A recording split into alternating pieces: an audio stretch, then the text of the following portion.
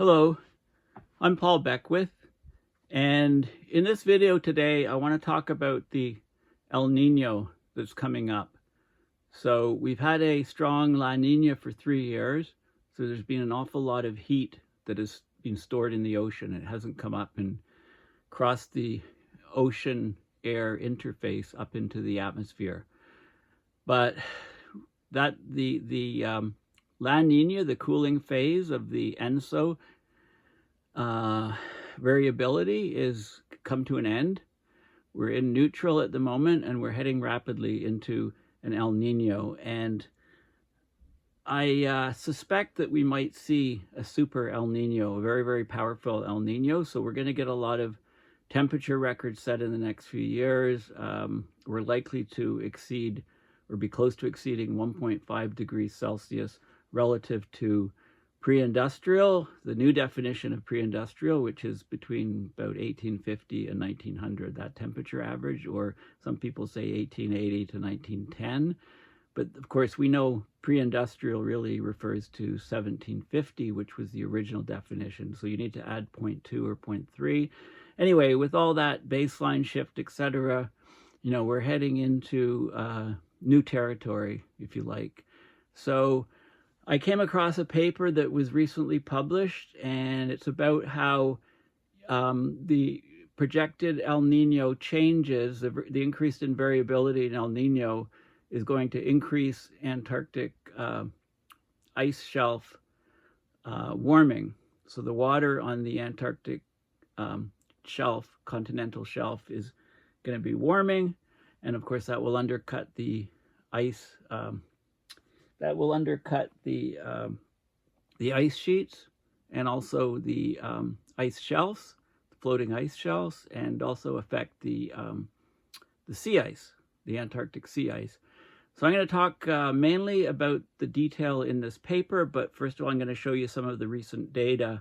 The easiest way to find data on the El Nino is just go on Twitter and search for the hashtag ENSO or El Nino or something like that, and then you can get all of the recent science. Lots of scientists post on Twitter and other social media things. So let's get right into the data here.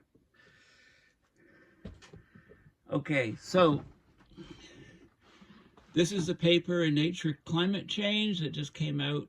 It was published online. It's open source towards the end of February. So Antarctic shelf ocean warming and sea ice melt affected by projected El Nino changes.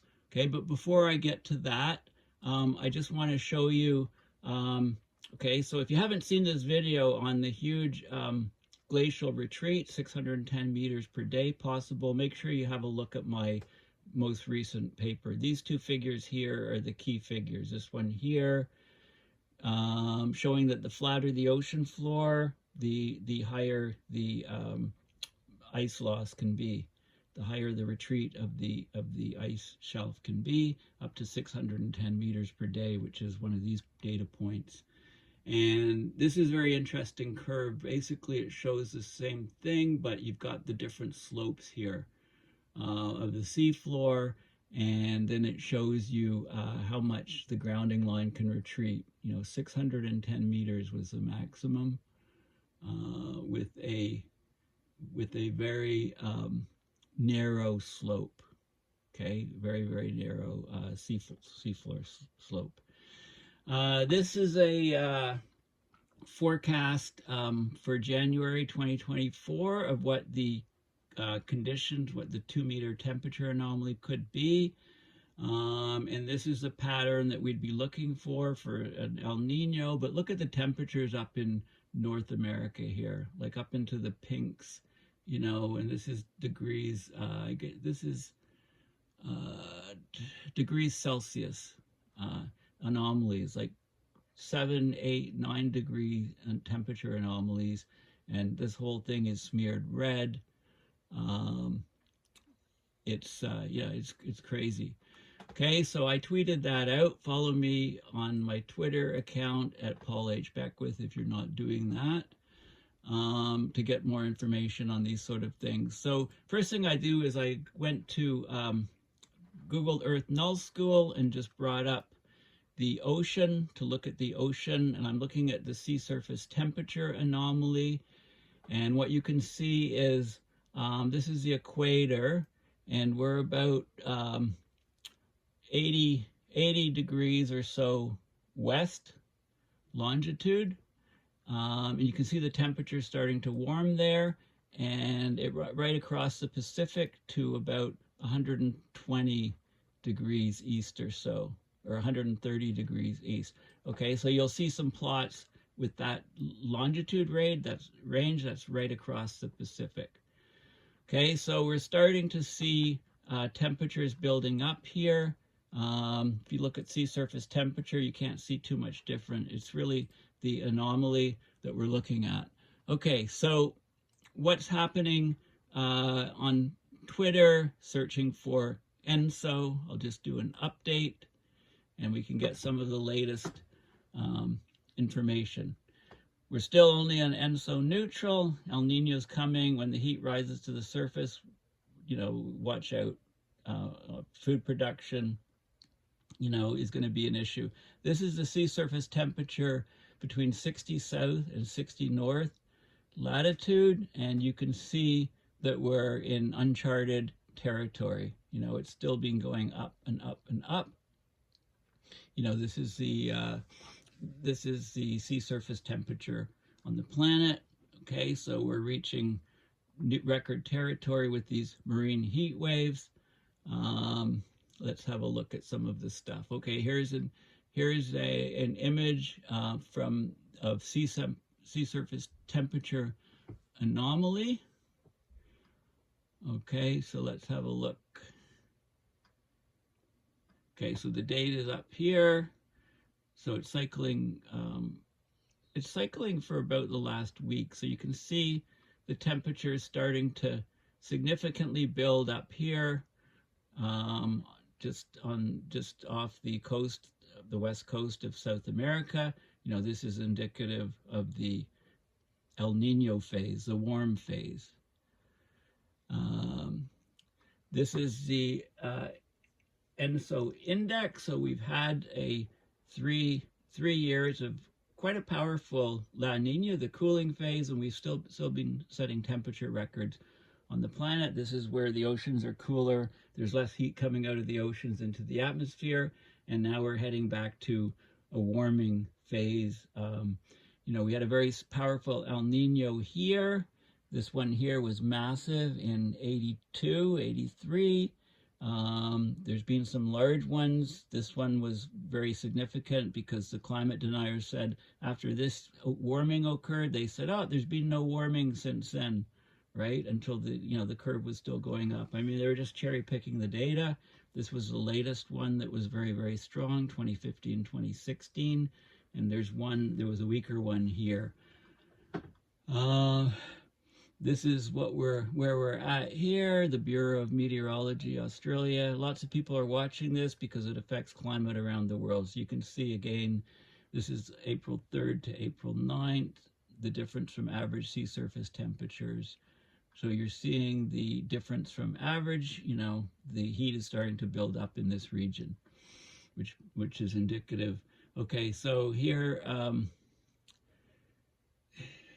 the latest forecast is for development of a potent El Nino event, which will strengthen into winter 2023, 2024. This would be the strongest El Nino since 2015 if it were to verify. So let's have a look. So these are different models, and this is showing what's happening. So it's cycling through the month. You know, last year, and here we are in April, March, April, and we're heading up. But I want to show you this guy here. Yeah, so this is a forecast. This is a forecast of sea surface temperature anomaly. 2023, September, October, November.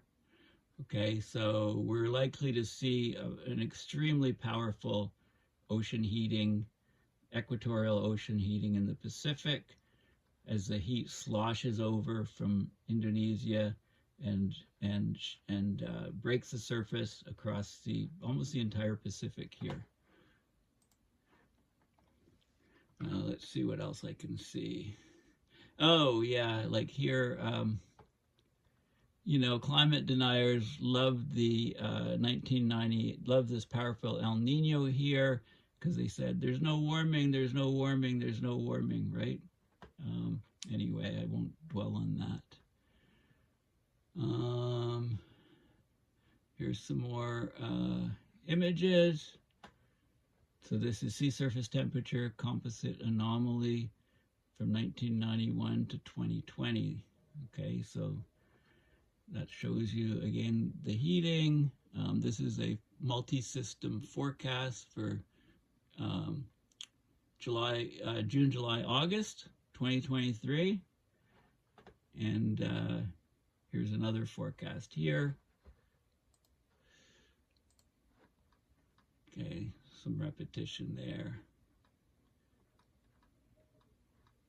Okay, so El Nino is like a heat pump. It extracts energy from the tropics.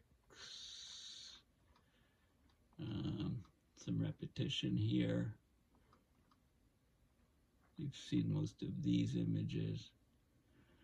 The world's oceans are pretty hot right now, but look at these very warm anomalies off the South American coast already now.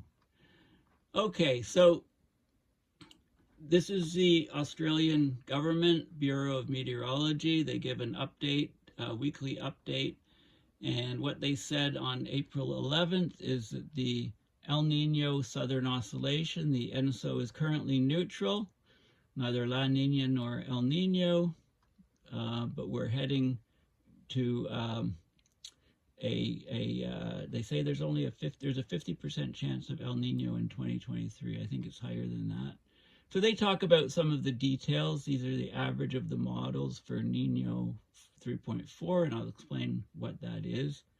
What its location in the middle of the Pacific. I'll show how it's, you know, where it is exactly.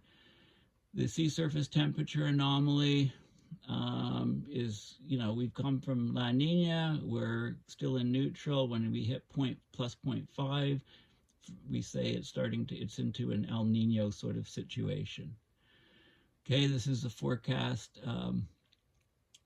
This is for April. This is now. This is forecast for June to be 0.9, and for August to be 1.4, and continue to move forward this way. This is the Indian Ocean dipole, which often moves along with the El Nino. Let's look at, this is the ENSO index. This is a very important index where the red ones are El Ninos, the blue ones are La Niñas. And you can look at this and you can kind of relate it. You know, look at the Antarctic sea ice, look at, look at Arctic changes. Okay, so here's the Pacific. Here's Australia over to South America. This is the region called Niño 4. This is the region called Niño 3 here, the blue. And then the intersection is Niño 3.4. And then these are a couple other regions, you know, right off the coast, 1 and 2. Okay, so NOAA does an update every 2 weeks on ENSO, the recent evolution, current status, and predictions. Okay, so this is prepared by the Climate Prediction Center, the NCEP, by division of NOAA, if you like. So here we go. It talks about the recent evolution, current conditions, the ONI, Oceanic Niño Index, Pacific sea surface temperature outlook, and also some U.S., what's happening over U.S. in terms of precipitation and temperature. So ENSO is neutral right now. This was put out, by the way, on April 10th. Okay, so we're neutral right now. The equatorial sea surface temperatures are near average across most of the Pacific. ENSO neutral conditions are expected to continue through the northern hemisphere spring and early summer. But these statements are updated the second Thursday of each month, once a month. Okay, actually I thought it was more often. I think they should do it more often. Okay, so this shows the evolution of the Equatorial Pacific sea surface temperature departures. Now the scale here, this is 120 east longitude, this is 80 degrees west. And like I showed you from Earth Null School, 80 west is here, 120 east is right over here. Actually, you can see it here. Is it, that's 134, that's 120 east, and this is about 80 odd west. Okay, so this PowerPoint, okay, that runs right across the Pacific. And then we have date here, and then we have the sea surface temperature anomalies average between latitudes of 5 degrees north and 5 degrees south. Okay, so it's taking the sea, this is 0 degrees here, you know, 2 degrees, this is about 5 degrees north, about 5 degrees south. So it's taking that band, it's taking the average temperature, and plotting it here as a function of longitude. So what you can see is, you know, it's always been warm from about 120 east to 160 east. It's always been warm. And it's been cooler in the central regions because we've had the La Nina situation. But what you're seeing recently is we've jumped to, we're getting a lot of warming, and that warming is sloshing across. And we're getting a lot of warming near South America. So we don't have enough to say that we're in an El Nino, but we've definitely lost the cooler La Nina ocean conditions. Okay, so the negative SST anomalies, the blues, have gradually weakened across most of the Equatorial Pacific since at least December 2022. Okay, so we have darker blues here, and now we're just the lighter blues and even lighter blues. Starting in January, we've got positive SST anomalies have strengthened in the eastern Equatorial Pacific over here. In the last couple of weeks, the positive sea surface temperature anomalies have extended eastward from the western Pacific Ocean. So they've extended over here. Okay, this is the Niño region. So yellow is 4, red is 3, and then the intersection of the two is 3.4, and then we call this Niño 1 plus 2. Niño 1 here and Niño 2 here. Okay, so here's the sea surface temperature anomalies in these regions. So we've been negative. No surprise as we come out of the La Nina cooling, and it's warmer here, 0.3 degrees.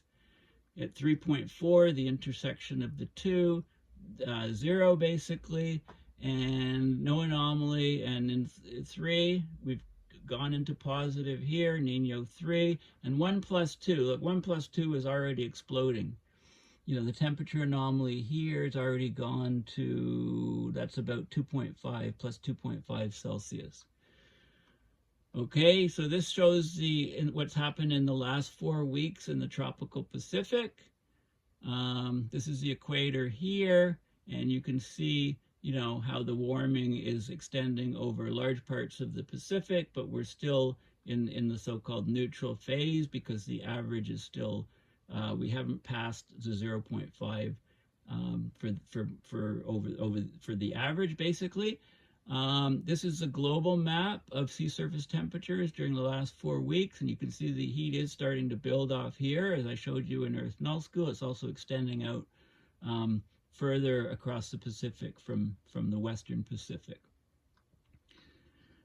This is how the sea surface temperature anomalies have changed.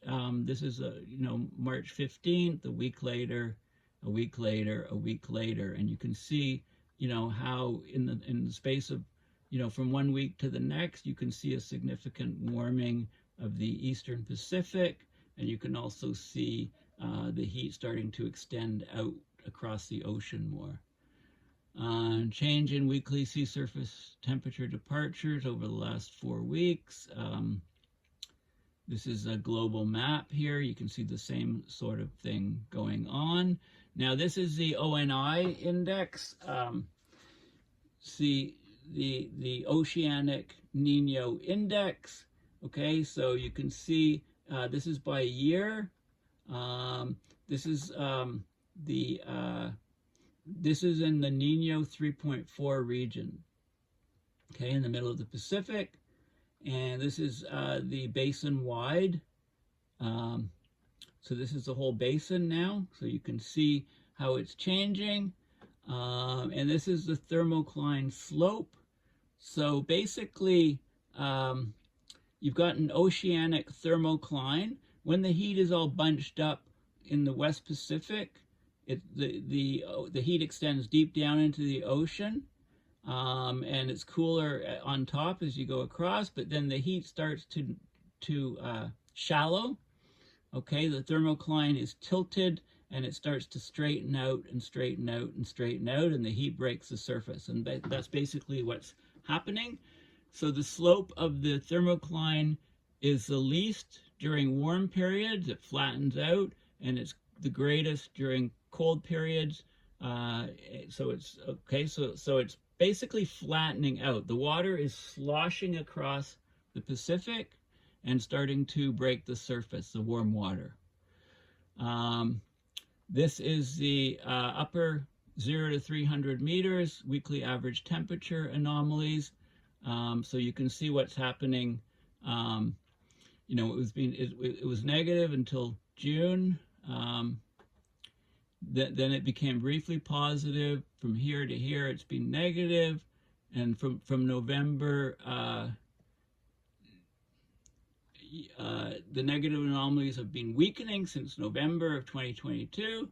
And it turned positive in about mid-February. And now it's significantly positive. So the heat is breaking the surface. This is the subsurface temperature, 0 to 300 meters.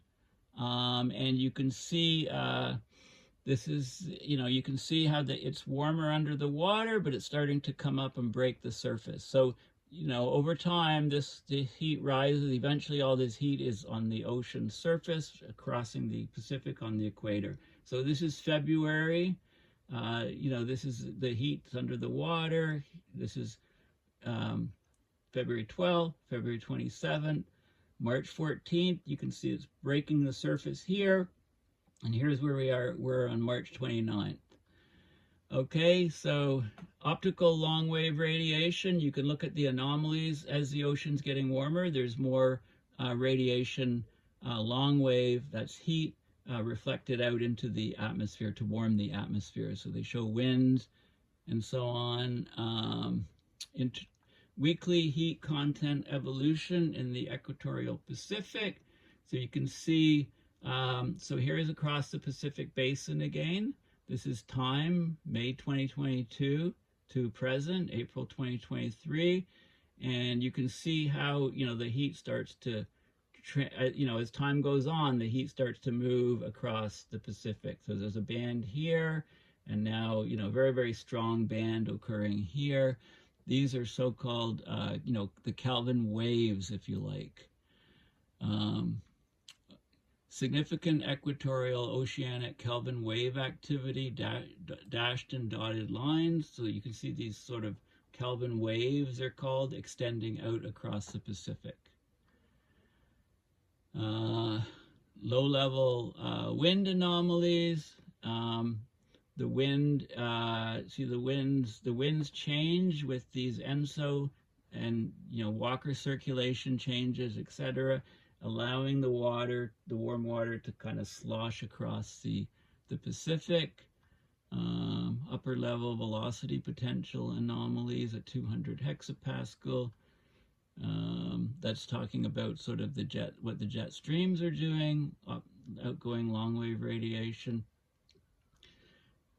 Okay, so basically, you know, the El Nino is when you have a positive ONI greater than or equal to plus 0.5 degrees Celsius. The La Nina the ONI is less than or equal to minus 0.5 degrees Celsius.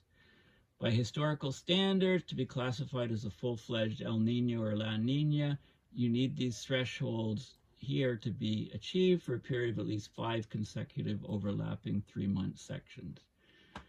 Okay, so again, here's the oceanic Niño index from 1950 onwards to 2022. So this is the best. So it's interesting. So what you can do is you can kind of look at this and say, well, you know, what happens in these El Niños? What's the effect, for example, on Arctic sea ice? So Arctic sea ice annual minimums. Here's 2012, the record. 2020 was here. 2022 was here. 2021 is here, right? So we blew apart the record in 2012. You know, we're hovering near the bottom. But you can go and you can look back and say, well, 2012, what happened here, right? You can't correlate that record minimum to we were in a La Nina and we were returning out of a strong La Nina phase, you know, basically. So you can't say it's a strong El Nino that caused that, but this is very, very, but we had a very, very long La Nina.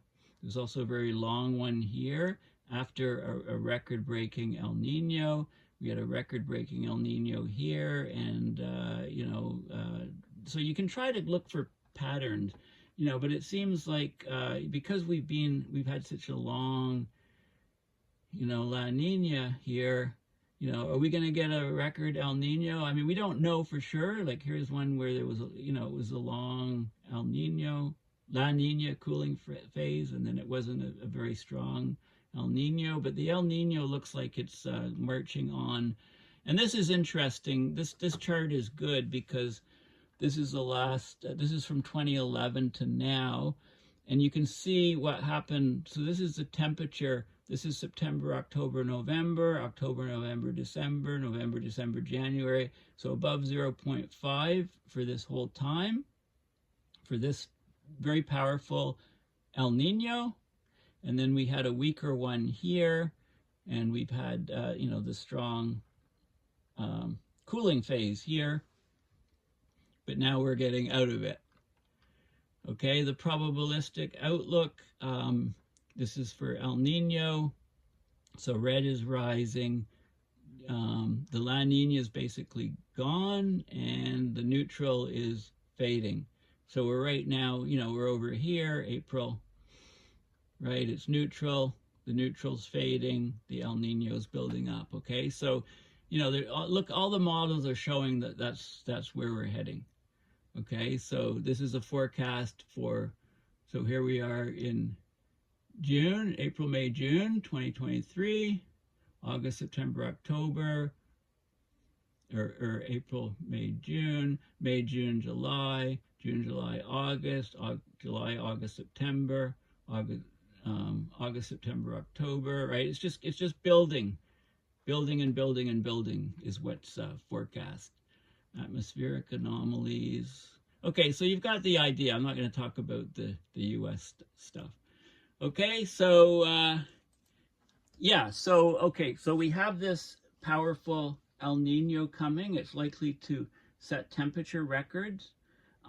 So what does that mean to, I've been talking a lot about ice shelves recently. So what does the El Nino, the variability and the strength, how does that affect the Antarctic ice melt? So that's what this paper is on. So let's just have a quick look at this. So this is open source. You can just Google the title and find it yourself and have a look at it if you want. Antarctic shelf ocean warming affects the melt of the ice shelf and the ice sheets and sea ice, but projected changes vary vastly across climate models.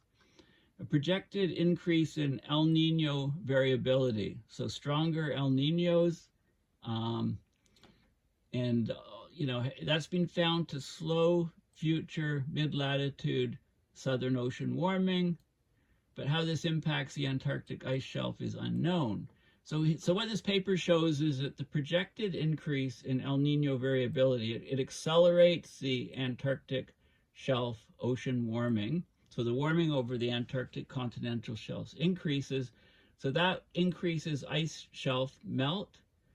It increases ice sheet melt, but it says it could slow the sea ice reduction. So that's what the study has determined. I mean, so, we know that the sea ice is reducing like crazy right now. Let's see if it increases even more crazy, or let's see if it slows down. If you believe this paper, it might actually slow down a bit. So basically, let's read a couple things here. So around Antarctica, poleward of 60 degrees south latitude, the ocean below 200 meters is warmer than the surface ocean. So there's an inversion. This inversion is not present north of 60 south. Southern high latitude winds drive divergent surface flows. It draws water up from below. Most of the water upwells from a depth of 2 to 3 kilometers. When it surfaces, the upwelled water splits into two branches. One flows equatorward, northward of 60 degrees south. The upwelled water is cooler than the ambient ocean, and it's heated by the atmosphere, and then it eventually subducts into a mid-latitude ocean interior. So this ensures that the Southern Ocean takes a large portion of the excess heat from global warming, right? We know that 93% of the heating of the Earth is going into the oceans, and we also know that most of that 93% is heating in the Southern Ocean, and this is a mechanism for doing that. The other branch of the current is poleward of 60 south, where the upwelled water is warmer than the ambient ocean and air temperatures, and it loses heat to the atmosphere, affecting sea ice formation. Okay, so there's a rich vertical structure. It's not like the rest of the oceans. It does mention that the pan-Antarctic, around the Antarctic continent, the surface waters cooled and the sea ice has increased during the 1979 to 2015 period. And that was an increase of about 1.5% per decade. But the shelf waters, those are the Antarctic shelf ocean waters, are waters above the seabed with bathymetry shallower than 1,500 meters. And they've warmed substantially, and they've caused significant ice loss in Antarctica. Okay, so let's have a look. Let's have a look at the figures. So those are some of the key things. What they show in this paper is that a greater increase in ENSO variability will accelerate Antarctic shelf ocean warming, but it slows surface warming around the sea ice edges. Okay, so that may help. That may keep the sea ice in Antarctica around a bit longer than we might think. So let's have a look at the. So they related that to ENSO. So this is a correlation between changes in ENSO and water temperature with depth. This is the surface up here down to 1,500 meters. This is the latitude difference from the 1,000-meter isobath. So the 1,000-meter isobath is the curve that you would draw around Antarctica with 1,000 meters of depth. And this is the difference from that in latitude. What you can basically see is that the water, look at all this warming. This water has been warming here. Okay, so with higher ENSO, they're warming here with a high correlation and some cooling of the water here. This is the shelf water warming. Shelf water warming over and with the ENSO variability change. That's degrees Celsius per degrees Celsius per degrees Celsius of global warming. Okay, so more global warming, we get more variability change. You can see the slope here. Okay, so you can also see, this is a change in temperature between 400 and 1,500 meter, change in sea ice, and ENSO variability, change in heating from upwelling over in this region, And this is with this, you know, this is changing heating from upwelling with a small ENSO response. This is with a large response. So with a large response, you get mostly in heating in these regions. Okay, so that's what the paper is basically finding. And there's loads of that's it for the paper, but I mean, there's loads of data to back it up. This shows a temperature profile from 50 south to 40 south around, this is the latitude from 50 south to 40 south over the whole Earth, 0 to 360 degrees longitude, and you can see how the temperature varies with depth. It just warms as you get closer and closer to the surface. Cold, you know, about 4 degrees Celsius at 1,000 meters, close to 10 at the surface. But this is the profile south of 60 degrees south. So it's an inverted profile. It's actually warmer at depths of, this is about 400 meters. So between 300 and 400 meters is the maximum warmth, about 1.5 Celsius. Then it starts to cool as you go deeper. But as you go to the surface, it cools significantly, close to 0, and then a little bit of an increase at the surface. So it's an inverted profile. Lots of data here. Okay, I don't think I need to go into all of these details here. Let's see what else there is. Lots of data and correlations, atmospheric heat flux. Yeah, okay, so it's funny, they've got the bulk of it. I guess maybe that's the referees. They said, you don't need all these extra stuff, just throw them in the appendices. So there's not even really a big conclusion here. I guess that's all this section. It's funny, it's a funny paper. Okay, you got the abstract, you got the introduction, and I guess because it's a brief communication, all the figures, and then it basically ends.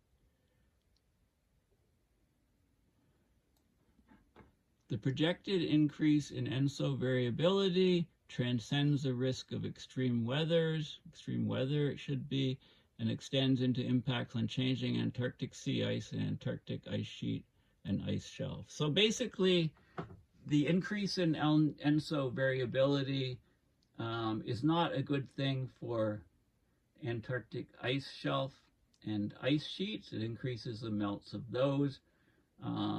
But it may, you know, if the melts of those increases and you get lots of water coming off, cold water coming off on Antarctica, then that may keep the sea ice around. You know, the huge drop off in sea ice that we've just seen recently since 2015, you know, maybe that will slow down if you believe this paper. Okay, so there you have it. You know, this year and the next few years are going to be extremely interesting.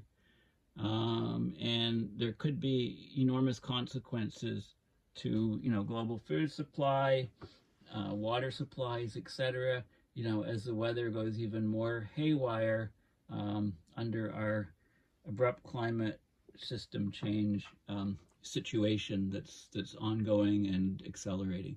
So thanks for listening. Please consider going to my website, paulbeckwith.net, and donating to my PayPal account to support my research and videos. Make sure you follow me on Facebook, paul.beckwith.9, if you want to search for it. I think I'm pretty much the only one. There might be some scam ones. And Twitter at Paul H. Beckwith. So thanks again for listening, and bye for now.